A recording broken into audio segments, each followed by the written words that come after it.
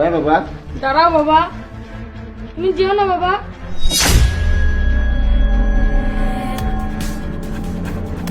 আরে বাবা, কি হয়েছে তোমার?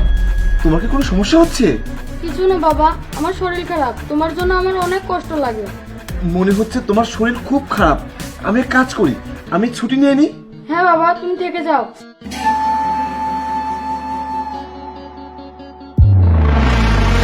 না বাবা, তুমি যাও, মা আছে তো আমার দেখার জন্য, তুমি দেশের সেবা করো। ঠিক আছে বাবা, আমি যাচ্ছি। কোনো সমস্যা হলে মাকে বলবে, আমাকে ফোন করবে, ঠিক আছে?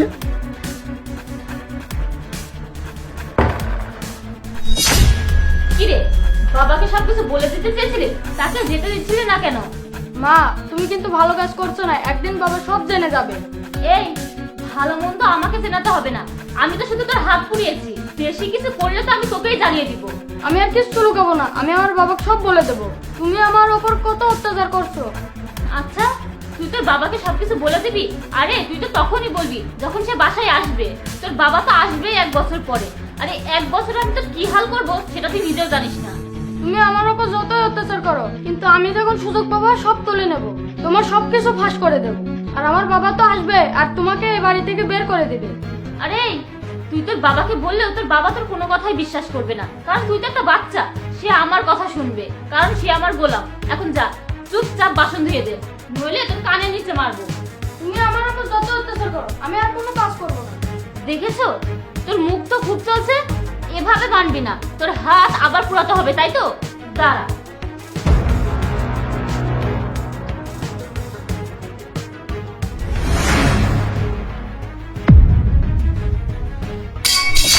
অপু, তুমি সব কি করছো? তুমি আমার এই বাচ্চা ছেলেটার উপরে হাত তুলছো? তোমার লজ্জা করে না? জাহিদ, তুমি এখানে কি করছো? আরে আমি তোকে মারছিলাম না, আসলে এখানে একটা তেলাপোকা ছিল, আর সে সেটা থেকে ভয় পাচ্ছিল, আমি তো সেটাই তাড়িয়ে দিচ্ছিলাম। অপু শোনো, এভাবে বানিয়ে বানিয়ে মিথ্যা কথা বলা বন্ধ করো। তোমার সম্পর্কে, তোমার অত্যাচারের সম্পর্কে আমার ছেলে আমাকে অনেক আগেই বলেছিল। আমি ওর কথা বিশ্বাস করিনি। আমি ভেবেছিলাম ও বাচ্চা ছেলে, কি বলতে না কি বলছে। কিন্তু আমি যখন ওর ভীতকর চেহারা দেখলাম, তখন আমার মনে হলো কিছু না কিছু তো একটা হচ্ছেই। তখনই আমি ওর সাথে একটা প্ল্যান করেছিলাম। বাবা, তোমাকে আমি একটা কথা বলবো। কি কথা বলবে বাবা? বলো। বাবা, মা আমাকে অনেক মারে আর খেতে দেয় না, বাসার সব কাজ করায় আর খুব অত্যাচার করে আমার ওপর।